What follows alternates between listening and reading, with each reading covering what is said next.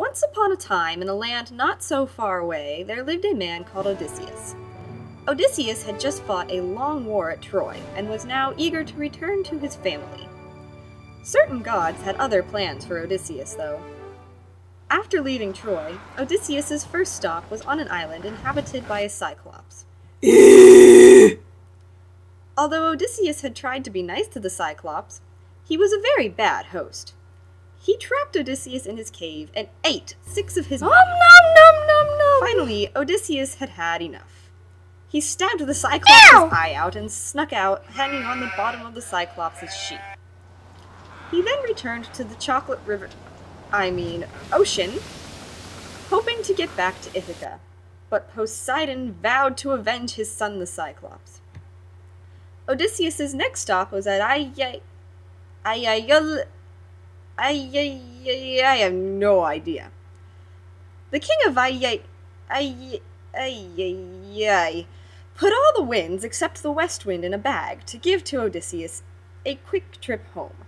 But Odysseus' men untied the bag and blew themselves all the way back to give up. Odysseus returned to the ocean, once again trying to reach Troy.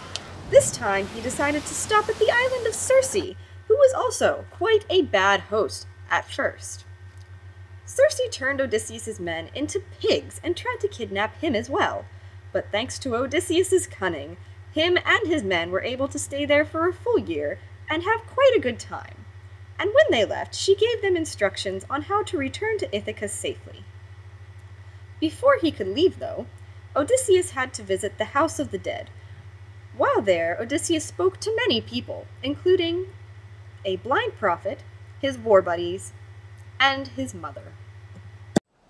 Odysseus returned to the sea once again. This time, though, thanks to a warning from Circe, he knew what troubles lay ahead. The sirens were the first danger to test Odysseus. He was prepared, though, and was able to resist the sirens' call. After the sirens, Odysseus had to choose between Scylla, a 6-headed monster, and Charybdis, an unpredictable whirlpool.